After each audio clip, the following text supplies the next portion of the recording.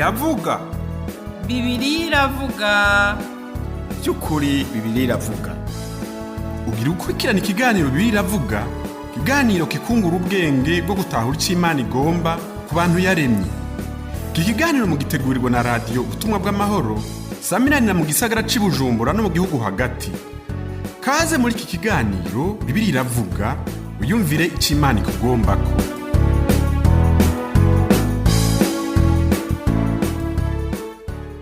Tugomba dusome icete Pawulo yandikiye Abanyefeso igice ca 6 ku murongo wa 10 niho duhera, turamanuka gato dushike hepfo. Havuga ngo ibirwanishwa vy'iki. Reka dusome hariya hepfo. Ibisigaye muremesherezwe mu mwami wacu no mu bushobozi bwiwe bwinshi. Mwambara ibigwanishwa byose by'Imana kugira ngo mushobore guhagarara mudatsinzwe n'ubugunge bwa wa murwanizi. Kuko abatunigana atari inyama n'amaraso, ariko tunigana n'abakuru n'abafise ububasha n'abaganzi y'isi y'umwiza n'impwemu mbi z'ahantu ho mw'ijuru. Kubw'ivyo mwabira ibirwanishwa byose by'Imana kugira ngo mushobore kudatsindwa ku munsi mubi, kandi nimwaheza byose mugahagarara mushikanye. Nuko rero mushikane mutegereje ukuri, mwambaye ukugororoka nk'icuma gikingira igikiriza, mwambaye inkweto z'ivy'ubutumwa bwiza bw'amahoro bibuteguza, kandi hamwe n'ivyo byose mwabire inkizo y'ukwizera, niyo muzoshobora kuzimisha imyambi ya wa mubi yose yaka umuriro. Mwabire inkofero y'agakiza, bo n'inkota ya mpemu niryo jambo ry'Imana. Musengere muri mpemu ibihe byose mu buryo bwose bwo gusenga no kwinginga, kandi ibyo mubere maso mukobeje bwose. Musengere abera bose. Amen. Nagomba tuvugane amajambo makeyi avuga ku bigwanishwa vy'umukristo. Hano iyo tuvuga muri ibi bihugu biri no muri Afurika yo hagati munsi ya Sahara, hakunda kuba ibitero by'abagizi ba nabi, abantu bagwanisha ibigwanisha. Noneho uboho byabaye ubutemutemu. Aba bahungu n'abuzukuruza ba Nowa bakomoka kuri Yafeti bariko baragisivya hariya muri Ukraine. Bariya iyo mubibona kurya mwibaza ngo ni Rwanda isanzwe, birya n'ivyavuzwe n'ubuhanuzi. Harya irya n'intambara yo muri Bibiliya. Harya isotera intambara ya nyuma. Ariko ivyo twebwe n'abantu b'Imana tubanza tubyihoze. Murabona bagwanira hariya, ikibigaragaza n'umwotsi wabyo n'amagaragazwa yabyo bigashika nino. Bagwanira hariya, mwari bwabone bagwanira hariya n'ivyino bigaca bihagarara. Mwari bwabibone mwebwe gasanga muri abantu b'impwemu, ufise amatwi yumva niyumva ico mpwemu abwira amashengero. Reka duhindukire tuzino. Ibirwanishwa vy'intambara yacu si ivyo mu buryo bw'iki, ariko Bibiliya ivuga ngo ni ivyo mu buryo bw'iki, kandi Bibiliya ivuga ngo bifise ubushobozi bwo kugira gute, bwo gushingura karindwi. Ariko rero reka tuvugane bikeyi ngaha. Hano havuga ngo ku murongo wa 11, mwambare ibirwanishwa byose by'Imana kugira ngo mushobore guhagarara mudatsinzwe n'ubugunge bwa wa murwanizi. Ico ni kimwe, kuko abo tunigana atari inyama n'amaraso, ariko tunigana n'abakuru n'abafise ububasha n'abaganzi y'isi y'umwiza n'impwemu mbi z'ahantu hahehe. Nagomba tubanze tuvugane ingene twaremwe twebwe, niho mwomenya. Hariho abapolisi n'abasirikare nibo bazi ivyo ndiko ndavuga, abandi ntavyo tuzi, kuko baba mvuze ivy'intambara baca bibuka ivyo bahamagariwe ivyo ari vyo. Ariko twebwe tugomba tubanze tuvuge abo bantu barwana ku rugamba, barabanza bakiyumvira bakamenya mbega abo banzi bacu bafise inkomezi zingana gute, bafise ibigwanishwa bingana gute, bangana gute, ubwinshi bwabo ni bangahe, bafise ubuhinga bumeze gute. Iyo rero ubarongoye amaze kumenya ivyo arashobora kuvuga ati banze musubire inyuma tubanze twitegure neza kuko mukagenda uko murakomereka. Tugomba tuvuge rero iyi ntambara yacu y'impemu ingene imeze. Ubwa mbere twebwe twaremwe mu mukungugu, twaremwe mu bivu. Imana ifata umukungugu irashiramwo amazi, irataka ubudongo, irabumbagira ikintu, irabumba ntakijya ababumbi babumba, irasayanganisha, iracitegereza, ibona ko ari ciza, hanyuma ihumekera muri ico kintu, impemu yayo ico kintu kirinyagaza, kiragenda gica kiba umuntu, kiragendagenda. Mugabo nagira ndakubarire abo tunigana nabo uko baremwe. Abo tunigana ni ukuvuga ngo tunigana na Satani. Satani yari umumarayika mukuru w'Imana. Satani ahandi bamwita Rusofera, abandi niko bamwita, ahandi bamwita igisato c'amahero, igisato c'amahero Drago, igisato c'amahero gikomeye, ahandi bamwita wa mugwanizi, ahandi bamwita inzoka ya mbere, imwe yahenda Eva muri Edeni, bamwita amazina menshi.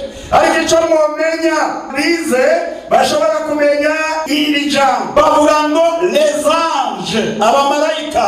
Les anges ont été créés à partir du néant. Ni ukuvuga ngo bo ntibaremwe mu mwivu canke mu budongo, ariko Imana yabaremye uko mu buhinga bwayo itarinze kuvuruga ivyondo. Imana uko yabatunganije mu buryo bwa gipeke bwiharije bwayo nyene, ibagira abantu bayo hariya bayikikuje. Muri ico gihe rero babayeho kera imbere yuko turemwa twebwe. Hanyuma rero muri ico gihe Satani icamuteye ingorane nuko yagombye gukuza ingoma yiwe mw'ijuru kugira ngo angane n'Imana. Imana irabimwangira. Umumarayika umugabisha w'ingabo z'Imana arahaguruka arwanana n'abamarayika babaye abizigirwa ku Mana, barashigikira uwo mumarayika barwanira Imana, barirukana Satani bamukura mu kibanza ciwe, abamuyobotse nabo baramukurikira barirukana mu bwiza bw'Imana. Muri iki gihe rero ibyo bakora nibi, barahumeka imyuka yabo abantu bagasara, barahumeka imyuka yabo abantu bakicana, barahumeka imyuka yabo abantu bakagira ibyago, barahumeka imyuka yabo abantu bagakora ibyaha, barahumeka imyuka yabo abantu bakankana. Ariko ahandi Bibiliya ivuga ngo abamarayika n'imiyaga. Ngo banakubaze, ndabona utwasi turiko turanyiganga. Aha murabona haturaha, murabona urusengero ko ari rwiza kandi ari rushasha, aho umuyaga woza ugaterura iki gisenge ukacikorera ugaterera hariya hakurya. Murabibona ivyo? Ngomba ndababaze baba bize n'abatize, ngomba ndababaze ni umuyaga usa gute? Umuyaga uravyibushe canke urunze? Ngomba ndababaze umuyaga upima ibiro bingahe umuntu awusize ku munzani? Ariko ntawo tuzi ukusa, ariko ico turabona ibikorwa vy'umuyaga. Ngomba ndakubarire nawe ntiwikengere, nawe twaremwe mu mukungugu ariko turafise ubugingo sha. Umuyaga naho wovuga gute? Umuntu ntaguruka maguruke mu kirere, aho kuguruka ucugwa hasi ugatembagara hasi. Igiti naho coba gipima ibiro vyinshi umuyaga urakigurura ugata. Ibi vyuma n'aya mabati aha bipima amatoni menshi, umuyaga urashobora kubigurura ugatwara hariya. Ariko naho wovuga umuyaga turaha twebwe ntitwoguruka, bamwe bokwiruka bagwa hasi ariko ntitwoguruka twebwe kuko twebwe turi mu bugingo. Haleluya. Umviza rero abo turwana n'imiyaga kuko tunigana. Amen.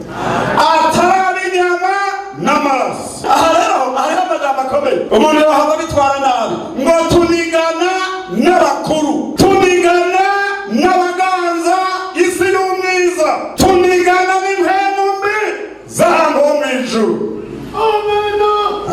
Ngaha ahandi bitahura neza, ahandi bitahura neza. Reka twaza dusome Abanyefeso igice ca 2 urabe amajambo ga ku murongo wa 2 gusa. Muri abo bakuru tubaza dusoma umwe mumwumve mumurabe ishakora. Muri abo tunigana harimo umukuru umwe tavuga ngo reka duhere ku murongo wa mbere ariko ijambo riri ku murongo wa 2. Namwe yarabagize abazima hamwe mwari mupfuye mwishwe n'ibicumuro n'ivyaha vyanyu ibyo mwagenderamo kera nk'uko iby'isi bigenda mwumvira umwami w'abaganziki n'impemu mbi ikorera mu bantu bameze gute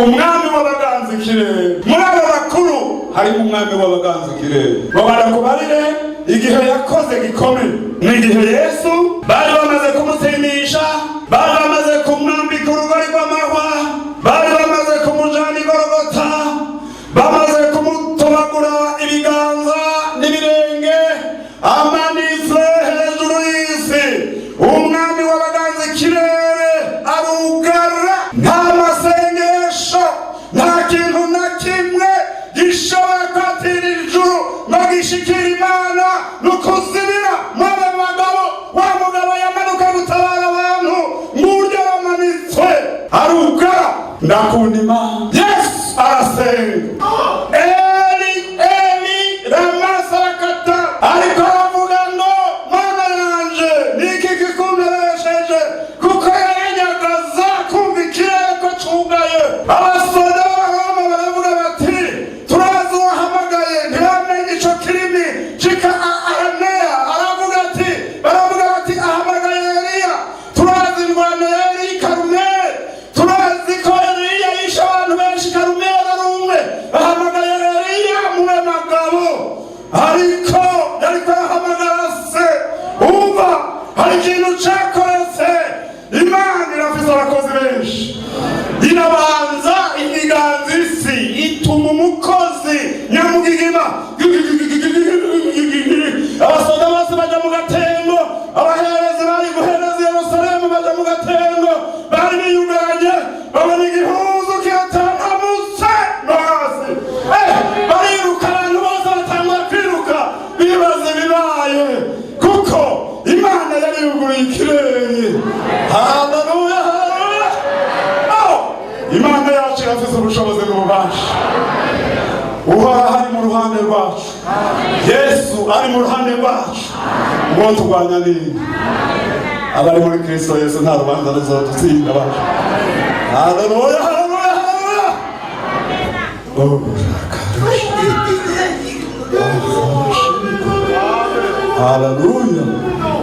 haleluya haleluya haleluya turafise Imana ifise ubushobozi n'ububasha aha tubire igihe Yesu atari bwabambwe subira inyuma gatoyi igihe yariko arasenga i Getsemani arasenga ati Data iki gikombe nikindengana kuko yaravuze ngo nta yindi nzira wocishamwo yo gukora ivyo wantumye urupfu rutarimwo ariko rero agasanga bimeze uko nibibe nguko ugomba umva ndakunda Imana umumarayika amanuka avuye mu ijuru atumwe n'Imana amwongera intege iyo urugamba rushushe abasirikare bari ku rugamba batuma koramvo umwami w'abami apfukamye i Getsemani yumva birakomeye icuma cabaye ic'amaraso aratabaza mu ijuru Imana imanukana marayika amwongera intege ijambo ry'Imana rivuga ngo aragaruka kubigishwa ati urero nimuva hasi tugende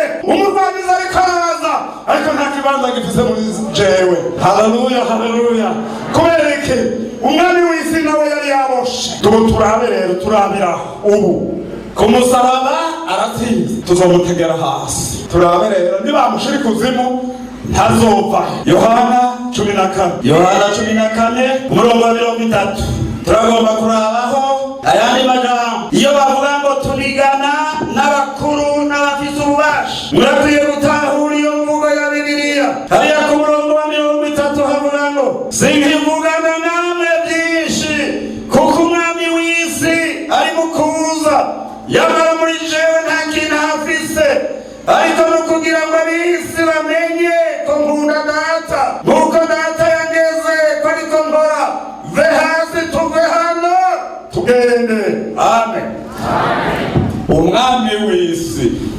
Haleluya. Umwami w'isi yavugiye muri Pilato, avugira no mu baherezi bakuru, bamaze kumushira mu mva. Maze rero baca bagenda kwa Pilato tiduha abasoda. Uwo mugabo twarumvise abigishwa biwe bavuga ko bazoza kumwiba bakabesha ngo yazutse. Pilato abivuga n'agahemo kenshi kuko yari yamumenye uwayiwe. Aravuga ngo abasoda nabo ngabo nimugende iyo mva mwirinde uko mugomba ngabo basoda nimutwara. Baragenda bahagarara aho amacumu y'ingirinzo ibiki atoya hari ibintu n'amabuye ariko dushire kwishashara, dushire kwishashara, tuyagirize kwishashara turabiye nazozuka. Haleluya. Ariko reka ndakubarire kuwa mbere w'imisi ndwi gatondo mu mutwenzo ushira umusha wa mumarayika yamufasha intambara y'Getsemani aramanuka avuye mw'ijuru yugururira umukiza yasohoka afata icyo kibuye acicarako. Yesu aratangaza intsinzi. Amen. Mariya mu gitondo bagenda kumuraba bazi ko ari yari bagenda kumuraba basanga imviragaraga barabura ariko hariho umwe Mariya Magadalene arahinduka aza kubaza umuntu yarabonye hagaze harya ati mbarira umukiza wanjye ari hehe, mbarira aho wamushize kumurara mbarira. Yesu ngo yarahagaze kure hajya biraba, hanyuma rero ngo arumva ijwi rya Mariya Magadalene ati nikigani n'abandi arumva nawe ijwi ko ari rya wa wundi ariruka agomba kumugwako ati ntumporeko Mariya, ntumporeko sindaduga gutanga raporo kwa data kuko muri rya intervale atariyereka ababigishwa biwe i Galilaya yabanje kuja kwa se. Ibyo wantumye narabishikije, natsinze Satani, natsinze ingabo z'abadayimoni.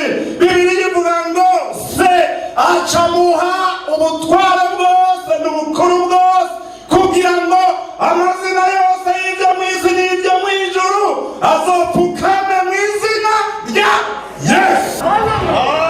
Amen.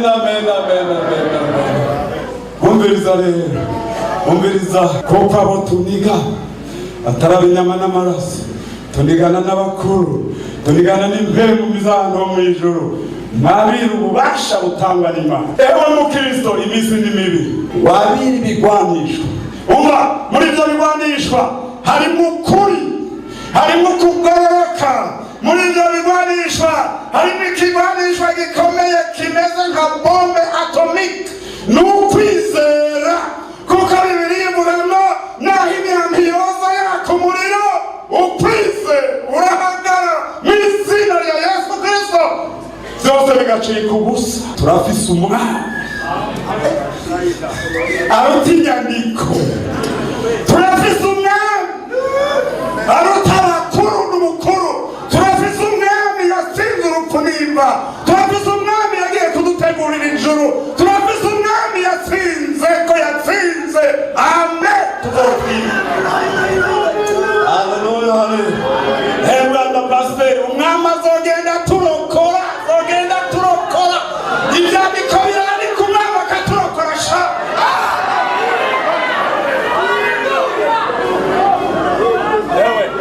Muri ashasha nitwoteba twunama imbere y'Imana, agasa utagira ikigwanisho ndaguhaye kaza mu izina rya Yesu. Wambara ibigwanisho byose Imana itanga kugira ngo uzoshobore guhagarara ku munsi mubi. Haleluya. Wambara ibigwanisho byose Imana itanga. Kaba gakomye gatoyi ngo bakuroze, kaba gakomye gatoyi ngo biracitse. Turafise umwami yanesheje ni Yesu Kristo. Ube muri Kristo Yesu kugira ngo ntuzotsindwe n'urubanza. Bakozi b'Imana bavuga butumwa, haguruka nk'ingabo za Kristo mufasha ababere data. Haleluya. Turafise Imana mw'ijuru, yabibutse ubushobozi n'ububasha bw'Imana ingene irokora n'igitangaza. Tugomba dusenga Imana. Umukristo agenda atagira ikigwanisho, yishimira imikogota, akishimira abahanga. Twishimira Yesu yapfuye akazuka sha. Iyo turi kumwe nawe turaryama tugasinzira sha. haleluya. Turafise umwami w'abami yatsinze urupfu neza. Kuri uyu mugoroba mwambara ibigwanisho byose Imana itanga kugira ngo muzoshobore guhagarara ku munsi mubi.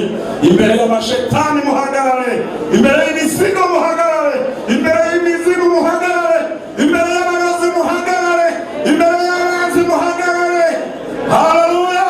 Hanyuma hageze kugenda uzoza wumva ijambo rije ngo narwanye intambara nziza, nazigamye ukwizera, none ibisigaye mbikiwe igitsibo c'ubugingo. Niko umukozi w'Imana Pawulo yavuze. Kugira dusengera abo bavukanyi, abo bantu b'Imana tubasengere. Haleluya, haleluya. Sabe Pasiteri Karaveri ushika hano ubanza usengera aba bantu. Mana yacu mpunzi, handabashira amataki. Turagushimiye Mana, turagushimiye Mana, waduhaye ibirwanishwa vy'ububasha n'ubushobozi bifise ububasha bwo gushingura akarimbi kose k'abamasi, ishingura akarimbi ku mwami w'abaganza ikirere, ishingura akarimbi ku mwami w'isi y'umwiza. Turagushimiye umugoroba, turagushimiye ko tudusuye umusozi, twumva ko dufise umwami aganza ijuru n'isi, twumva ko dufise Imana y'ububasha n'ubushobozi bwose, Mana yanesheje ikuzimu, Mana yanesheje igorogota, Mana ifise intsinzi n'uyu munsi n'isaha n'isegonde. Ntore mu ntambara ya Isirayeli, Mose na Miriyamu barakubonye Mana, turagushimiye ko twakubonye, waratumenye turamenyana. Nico gituma y'amava apfukamye, nico gituma abantu baciriye bugufi Imana, kuko babonye ko muri iki gihe hari ibirwanishwa vy'intege nke. Mana wa mwansi yongeye kuzana, hari ibirwanishwa vy'awa mwansi yongeye kuzana mu mitima yabo. Turasenze ngo amaraso ya Yesu Kristo, amaraso y'ububasha, amaraso ya Yesu Kristo, amaraso y'ububasha, amaraso y'Imana afise ububasha ku badayimoni bose, amuyaseseka igorogota. Naho umwanure niyetse natunganye Mana, impwemu n'ubugingo n'umubiri vyose hamwe n'umanurwe, kuko ayo maraso abadayimoni bayumvise, bayabonye, baratinya, baracugumira. Ayo maraso yarasesetse ku musaraba igorogota, bituma isi ihinda agashitsi. Mana, abanyavyaha barababariwe, mbere na ca gisuma, mbere na wa mwicanyi yari hafi y'umusaraba yaravuze turanyibuka Yesu, aragirirwa imbabazi. Turagushimiye aba bantu baciriye bugufi Imana, baciriye bugufi amaraso ya Yesu, aba bantu baciriye bugufi Imana y'ububasha bwose. Turasenze ngo bagirire imbabazi, buhabiza amaraso yawe kuri ibi byose bapfukamiye, ongera ubambika ibirwanishwa byose Imana itanga. Turabikwizigiye ko turagukenguruki mu izina rya Yesu Kristo umwami wacu, amen.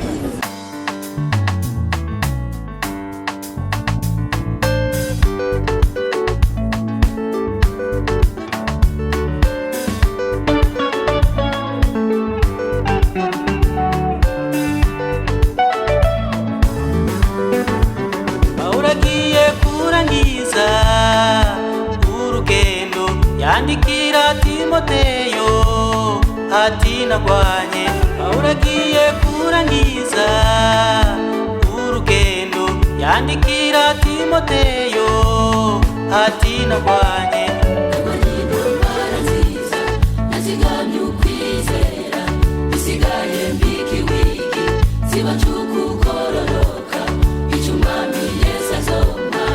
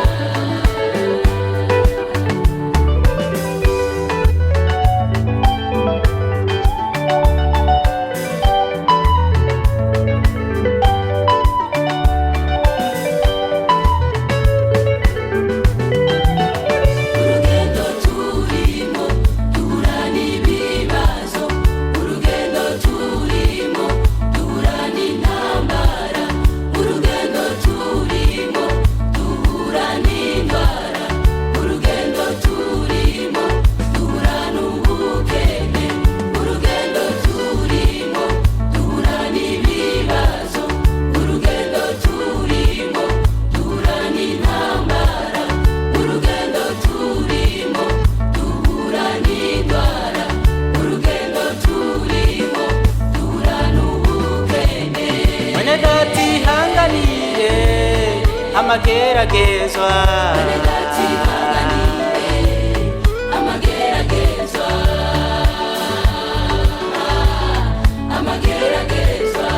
eha bihanganye tubitabahigwe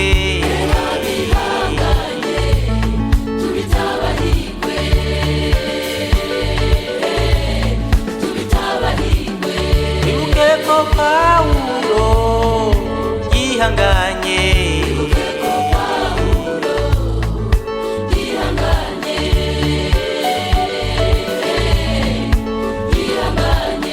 wibuke Yosefu kwa Potifari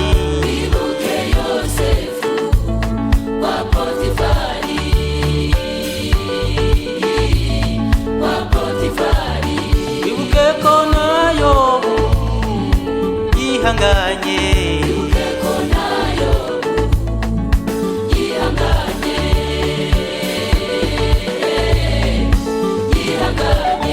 wihangane kw'iherezo uzovugengo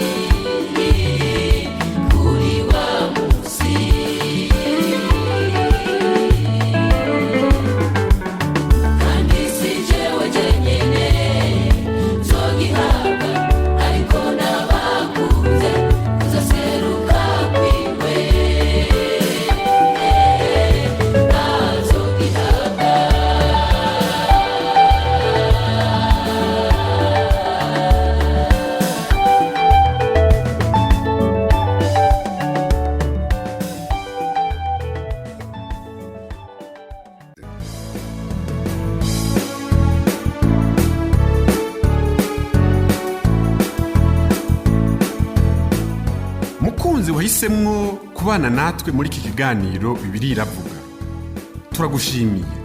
Ukaba ufise ikibazo canke wifuza kutwunganira, duhamagare kuri 22 21 52 55 mu masaha y'akazi, canke kuri ngendanwa 76 ubusa 61 ubusa ubusa ubusa canke 76 ubusa 69 ubusa ubusa ubusa. Mani guhezagi.